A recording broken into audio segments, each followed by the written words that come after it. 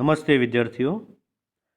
ધોરણ 11 કોમર્સ વિષય અર્થશાસ્ત્ર એમાં આપણે પાંચમો પાઠ એ અત્યારે આપણે ચાલુ કરવા જઈ રહ્યા છીએ, જેનું નામ છે આવક અને ખર્ચના ખ્યાલો. આવક અને ખર્ચ આ બે વિષયના જે કંઈ ખ્યાલો છે એનો વિગતે અભ્યાસ આપણે આ પાઠમાં કરવાનો છે. બરાબર. પણ એ પાઠની શરૂઆત કરતાં પહેલાં અભ્યાસક્રમમાંથી કયા કયા મુદ્દાઓ જે છે એ રદ થયેલા છે કે જે આપણને પરીક્ષામાં પૂછાવાના નથી, તો એ કયા કયા મુદ્દાઓ છે એની ચર્ચા આપણે પહેલાં કરી લઈએ. રદ થયેલા જે મુદ્દાઓ છે તો એમાં 5.1 છે ખર્ચના વિવિધ ખ્યાલો. આ જે છે એ આપણે અભ્યાસક્રમમાંથી રદ થયેલો મુદ્દો છે. બરાબર. આ જે છે એ રદ થયેલો મુદ્દો. ત્યાર પછી 5.2 જે પણ અભ્યાસક્રમમાંથી એ રદ થયેલો મુદ્દો છે. બરાબર. તો એની કોઈ ચર્ચા આપણે કરીશું નહીં. 5.3 જે છે ઉત્પાદન ખર્ચનું વર્ગીકરણ, તો એ આપણે અભ્યાસક્રમમાં છે તો એની ચર્ચા આપણે કરીશું. 5.3.1 પણ છે, 2, ત્યાર પછી 3 એ અભ્યાસક્રમમાં આપણે છે, પછી 4 જે છે તો એ અભ્યાસક્રમમાં પાછું છે નહીં.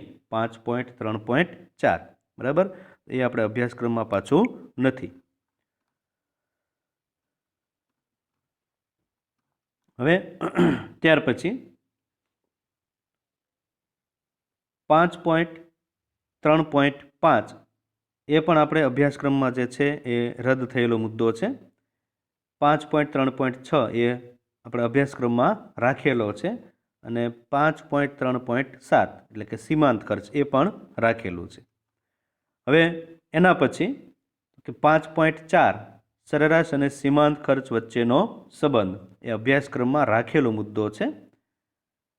ત્યાર પછી 5.5 એ પણ રાખેલું છે અને છેલ્લે 5.6 આવકના ખ્યાલો. આ ત્રણ જે છે ને એટલે સુધી આપણે રાખેલું છે, અહીંથી લઈ અને અહીંયા સુધી. 5.7 અને 5.8 આ બે મુદ્દાઓ જે છે એ અભ્યાસક્રમમાંથી આપણે રદ થયેલા છે. બરાબર. તો સાતમો પાઠ જે છે, પાંચમો પાઠ એ આપણે જે શરૂ કરવા જઈ રહ્યા છીએ, આવક અને ખર્ચના ખ્યાલો, તો એમાં આપણે ઉત્પાદન ખર્ચનું વર્ગીકરણ ત્યાંથી આપણે પાઠની શરૂઆત કરીશું. બરાબર. તો ચાલો વિદ્યાર્થીઓ, દરેકનું ધ્યાન છે લેક્ચરમાં હોવું જોઈએ. 5.3 ઉત્પાદન ખર્ચનું વર્ગીકરણ, જેમાં મુખ્ય બે પ્રકારેનું વર્ગીકરણ કરવામાં આવ્યું છે. એક છે ટૂંકા ગાળામાં ઉત્પાદન ખર્ચ અને એક છે લાંબા ગાળામાં ઉત્પાદન ખર્ચ. જેમાં આપણે ટૂંકા ગાળામાં ઉત્પાદન ખર્ચ જે છે એનો જ અભ્યાસ અને એના જ પ્રકારોનો અભ્યાસ આપણે કરવાનો છે. લાંબા ગાળાના ઉત્પાદન ખર્ચમાં જે છે એમાં કોઈ એના પ્રકારો પડતા નથી, તો આપણે આના વિશે જ અભ્યાસ કરીશું. ટૂંકા ગાળા માટે એના બે પ્રકારો પડે છે, એક સ્થિર ખર્ચ એટલે કે ફિક્સ્ડ કોસ્ટ અને એક અસ્થિર ખર્ચ જેને કહેવાય વેરિયેબલ કોસ્ટ. સ્થિર ખર્ચમાં પાછું સરેરાશ સ્થિર ખર્ચ અને અસ્થિર ખર્ચમાં સરેરાશ અસ્થિર ખર્ચ. આવા પ્રકારો જે આપણે પડે છે પરીક્ષામાં જે છે એ આપણને આમાંથી આના ટૂંકા પ્રશ્નો પૂછાય છે. સ્થિર ખર્ચ કોને કહેવાય, અસ્થિર ખર્ચ કોને કહેવાય, આનો અર્થ એ આપણને પરીક્ષામાં પૂછાય છે. બરાબર. તો દરેક વિદ્યાર્થીઓ જે છે એનો અર્થ અને પછી આવતી જે આગળ આકૃતિઓ છે એ ખાસ તૈયાર કરશે. જોઈએ સ્થિર ખર્ચ કોને કહેવાય. એ યાદ રાખવા માટે આપણે જે છે એનો શબ્દ બરાબર સમજવાનો.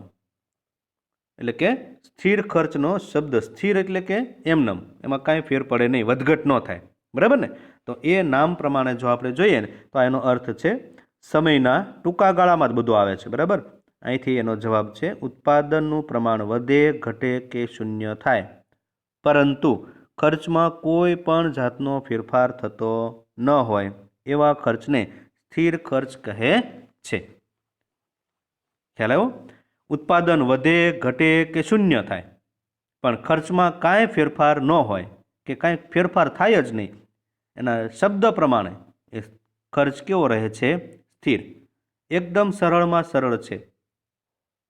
સ્થિર ખર્ચ અને અસ્થિર ખર્ચ બેનો અર્થ જે પરીક્ષામાં આપણને પૂછાવાની શક્યતા છે તો એકદમ સમજવામાં સરળ છે કે ઉત્પાદનનું પ્રમાણ વધે કે ઘટે કે પછી શૂન્ય થાય, એટલે કે ઉત્પાદનના પ્રમાણ સાથે સ્થિર ખર્ચને કોઈ પણ જાતનો સંબંધ કે લેવા દેવા છે નહીં. તો ઉત્પાદન વધે ઘટે કે શૂન્ય થાય પરંતુ ખર્ચમાં કોઈ પણ જાતનો ફેરફાર થતો નથી, એવા ખર્ચને સ્થિર ખર્ચ કહે છે. આપણે યાદ રાખવાનું છે. અને સ્થિર ખર્ચને ઓવરહેડ ખર્ચ પણ કહે છે. આ પણ યાદ રાખશું, ટૂંકો પ્રશ્ન હોઈ શકે. સ્થિર ખર્ચને બીજું શું કહેવાય? ઓવરહેડ ખર્ચ તરીકે પણ ઓળખવામાં આવે છે. બરાબર. ટૂંકા ગાળામાં સ્થિર ખર્ચને ઉત્પાદનના પ્રમાણ સાથે કોઈ સંબંધ હોતો નથી, એટલે કે ઉત્પાદન વધે ઘટે કે શૂન્ય થાય, ખર્ચમાં કાંઈ ફેરફાર થાય નહીં, એને જ આપણે સ્થિર ખર્ચ અથવા તો ઓવરહેડ ખર્ચ કહીએ છીએ. એટલે કે ટૂંકા ગાળામાં જે બધા ખર્ચો આપણે અભ્યાસ કરીએ છીએ અત્યારે, તો એમાં સ્થિર ખર્ચ અને ઉત્પાદનનું પ્રમાણ એને કાંઈ લેવા દેવા છે નહીં, એની વચ્ચે કોઈ સંબંધ છે જ નહીં. સ્થિર ખર્ચમાં કાયમી સ્ટાફનું વેતન, કારખાનાનું મકાનનું ભાડું, આ બધું નક્કી હોય ને, કે ભાઈ દર મહિને સ્ટાફનો પગાર જે હોય એ, કારખાનાનું મકાનનું ભાડું દર મહિના બધું કેવું હોય છે? સ્થિર હોય છે, એમાં કાંઈ ફેરફાર થાય નહીં. તેમ ઉત્પાદન વધારો ઘટાડો કે બંધ કરી દો, ભાડું તો લાગે જ તે. મિલકત વ્યવસાય વેરો, લાયસન્સ ફી, મૂડી ઉપરનું વ્યાજ, વીમાનું પ્રીમિયમ વગેરેનો સમાવેશ થાય છે. સ્થિર ખર્ચની એક અનુસૂચિનો અભ્યાસ આપણે કરીએ તો આપણને ખ્યાલ આવશે. ટૂંકમાં સ્થિર ખર્ચ એટલે શું? તો કે ઉત્પાદન વધે ઘટે કે શૂન્ય થાય પણ ખર્ચમાં કાંઈ ફેરફાર થતો ન હોય એને આપણે સ્થિર ખર્ચ કહીએ છીએ. અને સ્થિર ખર્ચને બીજું ઓવરહેડ ખર્ચ તરીકે પણ આપણે ઓળખીએ છીએ. બરાબર. હવે જોઈએ આપણે એની આગળ અનુસૂચિ એટલે કે એક કોષ્ટક અને એની આકૃતિ. વિદ્યાર્થીઓ, પરીક્ષામાં તમને એ ક્યારેક એવું પૂછાય છે કે સ્થિર ખર્ચ એટલે શું? અનુસૂચિ અને આકૃતિ સહિત સમજૂતી આપો. એવો 3 માર્કનો જે કોઈ પ્રશ્ન હોય તો એમાં અનુસૂચિ જે છે એ આપણે પરીક્ષામાં પેપરમાં આપેલી હોતી નથી. બરાબર. તો એના માટે આપણે અનુસૂચિ પણ યાદ રાખવાની છે અને એની આકૃતિ અને એની સાથે જે કાંઈ આપણે આકૃતિમાં દેખાય છે એ પ્રમાણે એનું વિશ્લેષણ લખવાનું છે. તો આ અનુસૂચિ જોઈએ આપણે. ઉત્પાદનના એકમોનું પ્રમાણ તો કે 0, પછી 10, 20, 30, 40 અને 50 આ ઉત્પાદનનું પ્રમાણ છે એકમમાં. કુલ ખર્ચ કેટલો? સ્થિર તો કે 100 રૂપિયા. બધે સ્થિર લાગશે ને, સ્થિર ખર્ચ છે એટલે કેવો રહેશે? બધામાં 100. આનો અર્થ શું થયો ખબર? કે ઉત્પાદનના પ્રમાણમાં ગમે તેટલો વધારો થાય તો પણ સ્થિર ખર્ચ કેવો રહે છે? સ્થિર જ તે. ઉત્પાદનના પ્રમાણમાં ગમે એટલો ઘટાડો થાય તો પણ સ્થિર ખર્ચ કેવો રહે છે? સ્થિર જ તે. એટલે જેનો અર્થ એવું કહે છે કે ઉત્પાદન વધે ઘટે કે પછી કેવું થઈ જાય? શૂન્ય, છતાં પણ સ્થિર ખર્ચ એના નામ પ્રમાણે સ્થિર જ રહે છે. બરાબર. તો આવી જે છે એ અનુસૂચિ આપણને આપેલી છે અને એ અનુસૂચિ જે છે તો એની આકૃતિ આપણને પરીક્ષામાં પૂછાય છે. જોઈએ આપણે એની આકૃતિમાં. ઉત્પાદનના એકમોનું જે પ્રમાણ છે, બરાબર, ઉત્પાદનના એકમોનું પ્રમાણ જે આપણને બધું આપેલું છે તો એ પ્રમાણ આપણે એક્સ ધરી જે છે તો એમાં આપણે દર્શાવીશું.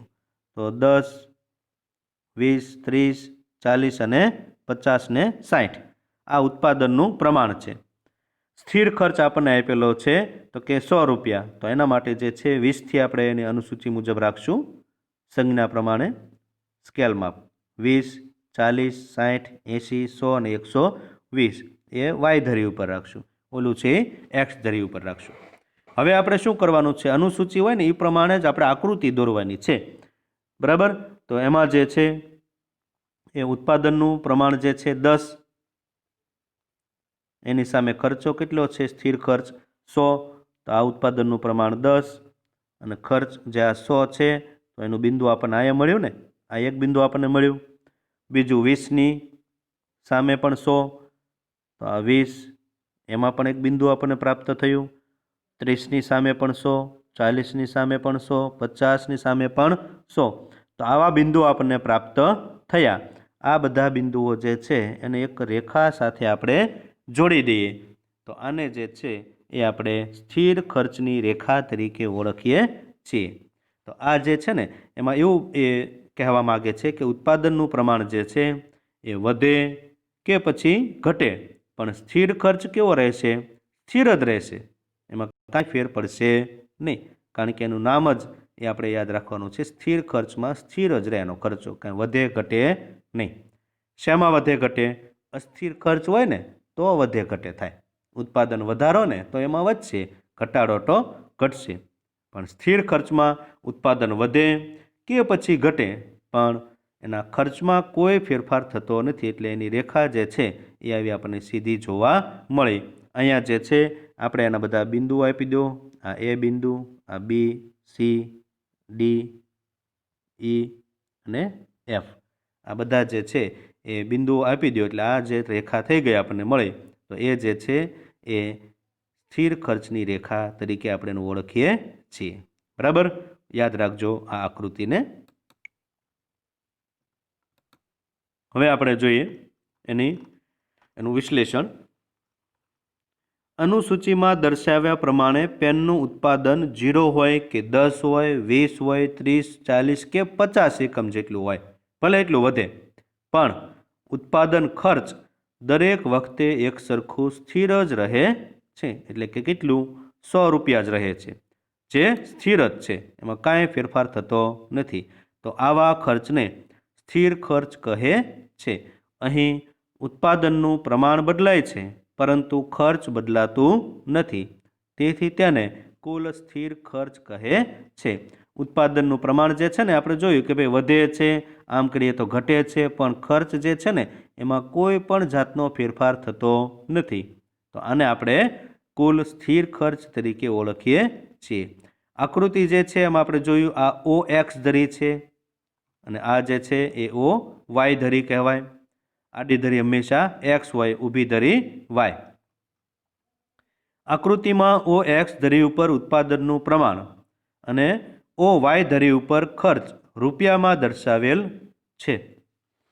આકૃતિમાં દર્શાવ્યા મુજબ ઉત્પાદન 0 હોય, 10 એકમ હોય, 20 હોય, 30, 40 કે પછી 50 એકમનું ભલે હોય, ખર્ચની રકમ રૂપિયા 100 જેટલી સ્થિર જ રહે છે. આકૃતિમાં કુલ સ્થિર ખર્ચની રેખા પાયાની ધરીને સમાંતર રહે છે. આકૃતિમાં આપણે જોઈએ તો આ જે આપણો પાયો છે ઓ એક્સ ધરી ઉપર, એને સમાંતર જ એ સ્થિર ખર્ચની રેખા રહે છે. ટોટલ ફિક્સ કોસ્ટ, બરાબર, એને કહેવાય કુલ સ્થિર ખર્ચની રેખા. તો આ જે છે એ હંમેશા એને પાયાની ધરીને સમાંતર જ રહે છે. તો આટલી બાબતો જે છે એ આપણે યાદ રાખવાની છે વિદ્યાર્થીઓ, અને પરીક્ષામાં જ્યારે પૂછાય ત્યારે સારામાં સારી રીતે લખવાની છે. બરાબર, હવે આગળ આપણે જોઈએ અસ્થિર ખર્ચ. અસ્થિર ખર્ચ જે છે એ સ્થિર ખર્ચની તદ્દન વિરુદ્ધ છે. એટલે કે તો કે સ્થિર ખર્ચ આપણે એવું જોયું ને કે ઉત્પાદન વધે ઘટે કે શૂન્ય થાય, પણ ખર્ચ કેવો રહે છે? સ્થિર. આમાં એના નામ પ્રમાણે આમાં એમ જ યાદ રાખવાનું, અસ્થિર ખર્ચ એટલે કે શું? ફેરફાર થયા રાખે, સ્થિર હોય નહીં એવો ખર્ચને શું કહેવાય? અસ્થિર ખર્ચ. એકદમ સરળ છે. જો જ્યારે ઉત્પાદનનું એકમ કે પેઢી એ ઉત્પાદનના અસ્થિર સાધનો પર જે ખર્ચ કરે છે તેને અસ્થિર ખર્ચ કહે છે. ટૂંકા ગાળા માટે ઉત્પાદનની સપાટીમાં ફેરફાર થતાં આવા ખર્ચમાં પણ ફેરફાર થાય છે. ને અસ્થિર ખર્ચ એટલે શું એનો અર્થ એ આપણે પરીક્ષામાં જ્યારે પૂછાય છે તો આપણે ખાસ એ યાદ રાખવાનું છે. અહીંથી એનો જવાબ આવે છે, ઉત્પાદન વધતા ખર્ચ વધે, ઉત્પાદન ઘટતા ખર્ચ ઘટે, અને ઉત્પાદન શૂન્ય થાય તો પણ ખર્ચ શૂન્ય થાય. સમજાણું? ફરીથી કે ઉત્પાદન જે કંઈ છે એ વધે તો ખર્ચ વધે, ઉત્પાદન ઘટે તો ખર્ચ ઘટે, ઉત્પાદન શૂન્ય કરી દો તો ખર્ચ પણ કેવો થઈ જાય? શૂન્ય. એટલે કે સીધો સંબંધ છે ને, ઉત્પાદન વધે તો ખર્ચે વધે, ઉત્પાદન ઘટે તો ખર્ચ ઘટે, ને ઉત્પાદન શૂન્ય કરી દો તો ખર્ચ પણ કેવો થઈ જાય? શૂન્ય. તો આને એ કહેવાય અસ્થિર ખર્ચ. અસ્થિર ખર્ચને અસ્થાયી प्रत्यक्ष अथवा तो मुख्य खर्च पण कहेवामां आवे छे। आ पण याद राखजो। ओलामां हतुं ने के स्थिर खर्च ने ओवरहेड खर्च कहेवाय छे ने, तो अस्थिर खर्च जे छे ने बीजुं शुं कहेवाय? अस्थायी खर्च। प्रत्यक्ष अथवा तो मुख्य खर्च तरीके पण आपणे ओळखीए छीए। आ खर्चने उत्पादनना प्रमाण साथे सीधो संबंध होय छे। होय ने उत्पादनना प्रमाण साथे सीधो संबंध, એટલે કે તો કે उत्पादन વધે तो खर्च વધે, उत्पादन घटे तो खर्च घटे, उत्पादन शून्य थई जाए तो अस्थिर खर्च पण केवो थई जाए? शून्य। એટલે કે આને सीधो संबंध छे। જ્યારે स्थिर खर्च હતો ને, स्थिर खर्च ने उत्पादनना प्रमाण साथे कोई संबंध हतो नहीं। अस्थिर खर्च में काचा मालनी किंमत में फेरफार थया राखे ने, बळतणनो खर्च, वीजळीनुं बिल, आ बधुं एक हरखुं ज न होय, फेरफार होय छे, एमां कां वधारे कां ओछुं होय। वाहन व्यवहारनो खर्च, श्रमिकोनुं वेतन, उत्पादन वेचाण उपरना वेराओ वगैरेनो समावेश थाय छे। जेम जेम उत्पादन वधे छे तेम तेम आ बधा खर्चाओ जे आपणे जोईए ने उपर मुजब ए बधा खर्चाओ पण वधे छे, तेने अस्थिर खर्च कहे छे। स्थिर खर्च अने अस्थिर खर्च वच्चेनो तफावत मात्र समयना टूंका गाळामां ज शक्य छे। आपणे जे जोयुं ने स्थिर खर्चनी आकृति अने अत्यारे आपणे जोईशुं हमणे अस्थिर खर्चनी आकृति, आ बधुं छे खरा पण मात्र ए समयना टूंका गाळामां ज शक्य छे। लांबा गाळे तो तमाम खर्चाओ अस्थिर खर्च ज होय छे। तो अस्थिर खर्च जे छे एनी एक आपणे अनुसूची आपी छे અને એના આધારે આપણને આકૃતિ આપેલી છે। તો જોઈએ આપણે એની અનુસૂચિ। ઉત્પાદનનું પ્રમાણ 0, 10, 20, 30, 40 અને 50। આ આપણે એક્સ ધરી ઉપર લખશું ને, અને વાય ધરી ઉપર શું આવશે? તો કે 0, 80, 150, 210, 290 રૂપિયા, 390 રૂપિયા। આ ખર્ચ જો એક હરખો છે, સ્થિર છે નહીં, અસ્થિર છે ને, એટલે કે ઉત્પાદન વધે છે તો अस्थिर खर्च पण वधे छे, उत्पादन घटे छे तो अस्थिर खर्च पण घटे छे, उत्पादन शून्य थई जाय छे, 0, तो अस्थिर खर्च पण केवो थई जाय छे? शून्य, एकदम 0। तो आनो अर्थ एम कही शकाय के उत्पादन वधे तो खर्च वधे, उत्पादन घटे तो जे खर्च घटे, अने उत्पादन मानो के शून्य करी दो तो अस्थिर खर्च लागतो नथी। आने आपणे अस्थिर खर्च तरीके ओळखीए छीए अने आ एनी अनुसूची छे। उत्पादन शून्य होय त्यारे अस्थिर खर्च पण शून्य होय छे, परंतु उत्पादन जेम जेम वधतुं जाय, आपणे जोईए छे वधतुं जाय तेम तेम अस्थिर खर्च पण वधतो ज जाय छे। अनुसूची जोता जणाशे के 30 एकम सुधी अस्थिर खर्च घटता दरे वधे छे। અહીંથી જોઈએ ને આપણે તો ઘટતા દરે વધે છે 30 એકમ સુધી, કારણ કે શરૂઆતમાં વધતી પેદાશ લાગુ પડે છે। 30 એકમ બાદ ઘટતી પેદાશનો નિયમ લાગુ પડે છે, તેથી અસ્થિર ખર્ચ વધતા દરે વધે છે। અહીં શરૂઆતમાં ધીમે ધીમે કે 0 હોય એના 80 થયા, 80ના 150 થયા, 150ના 210 થયા, પછી ધીમે ધીમે હવે તો કે ઘટતી પેદાશોનો નિયમ લાગુ પડે છે, તો એના હિસાબે વધારો કે ભાઈ 210 હતા એની બદલે 290 થયા, વળી પાછા 390, એની પછી જો આપણે તો સતત વધતું જ હોય છે, બરાબર। તો આ અસ્થિર ખર્ચની અનુસૂચિ છે અને એ મુજબ આપણે જોઈએ તો એની આકૃતિ હવે જોઈશું। અનુસૂચિ જોયા પછી એની આકૃતિ આપણે અહીં આપેલી છે, કુલ અસ્થિર ખર્ચની આકૃતિ, જેમાં આપણે જોઈએ તો उत्पादनનું પ્રમાણ આપણને આપેલું છે 10 થી લઈ અને 20, 30, 40, 50 અને 60। હવે એ મુજબ એના અસ્થિર ખર્ચ આપણને રૂપિયામાં આપેલો છે, તો કે 0, પછી 50, 100, 150, 200, 250, 300, 350, 400 અને 450, 50-50નો આપણે વધારો કરેલો છે। હવે એમાં જે છે એ આપણને खर्च जे छे ए अलग अलग आपेलो छे, एटले फिक्स आपेलो छे नहीं कि भाई एटलो ज होई शके, तो पण आपणे आमां 50-50 नो ए गाळो आपेलो छे। जोईए एमां हवे, जेमां 0 પછી 80 आपेलुं छे, तो 100 छे एनी नीचे पण बिंदु मळशे 80, પછી 150 આપેલું છે તો એ ફિક્સ છે, પછી 210, 200 કરતાં સહેજ ઉપર 290 અને 390 આ રીતના આપણને આપેલું છે. હવે જ્યારે ઉત્પાદનનું પ્રમાણ જે છે એ 0 હશે, શૂન્ય, ત્યારે અસ્થિર ખર્ચ પણ કેવો હશે? શૂન્ય. બરાબર. એક્સ ધરી ઉપર આપણે ઉત્પાદનનું પ્રમાણ છે અને વાય ધરી ઉપર કુલ અસ્થિર ખર્ચ. હવે આપણે જોઈએ તો ઉત્પાદનનું પ્રમાણ આપણે અનુસૂચિમાં જોયું હતું કે 10 હતું. કેટલું? 10. અને ત્યારે કુલ અસ્થિર ખર્ચ હતો 80, એટલે કે આ 100 કરતાં નીચે, એટલે અહીંયા આપણે બિંદુ 1 પ્રાપ્ત થયું. એટલે આ એક બિંદુ આપણને મળ્યું. 10 ઉત્પાદનનું પ્રમાણ છે અને ખર્ચ કેટલો થાય? 80, એટલે અહીંયા 100 આવે ને, 100 કરતાં થોડુંક નીચે એટલે 80. બીજું છે 20ની સામે આપણે ખર્ચ થાય છે 150, તો 20 અને આ 150 ફિક્સ બિંદુ આપણને મળશે.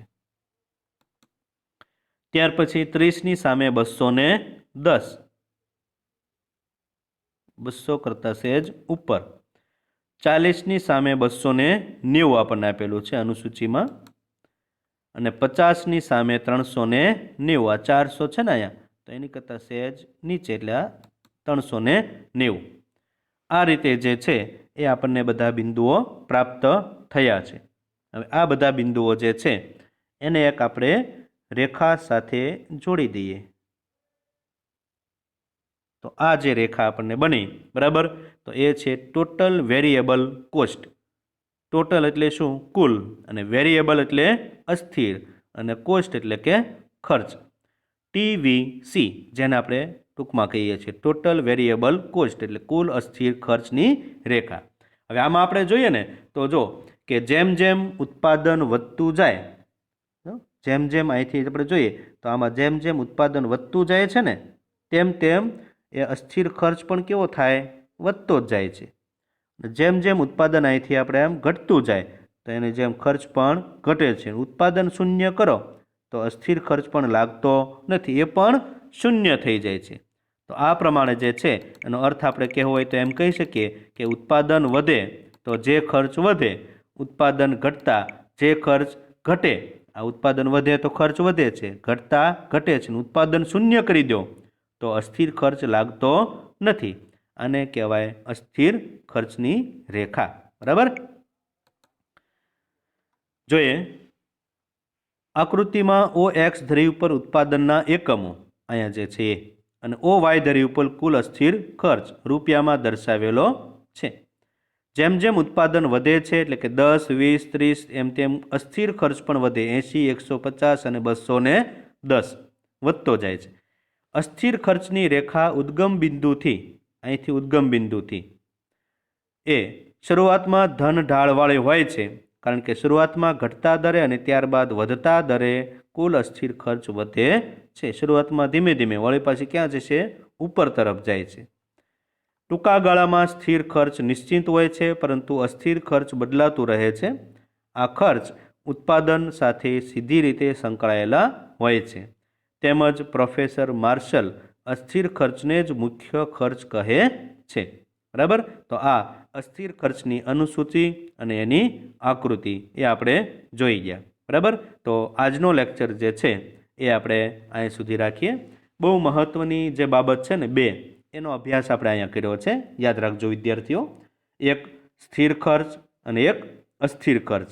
એટલે કે ઉત્પાદન વધતા જે ખર્ચ વધે નહીં, ઉત્પાદન ઘટે, વધે કે શૂન્ય થાય, પણ ખર્ચ કેવો રહે? સ્થિર જ રહે.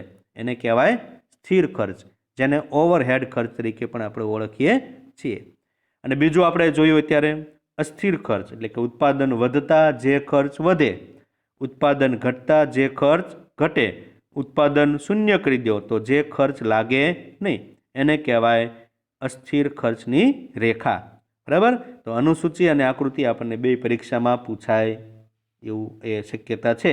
તો ખાસ દરેક વિદ્યાર્થીઓ આ બે આકૃતિ અને એની અનુસૂચિ એ પાકી કરશે અને રફ નોટબુકમાં એક વખત દોરશે, આકૃતિ અને અનુસૂચિ લખશે. બરાબર.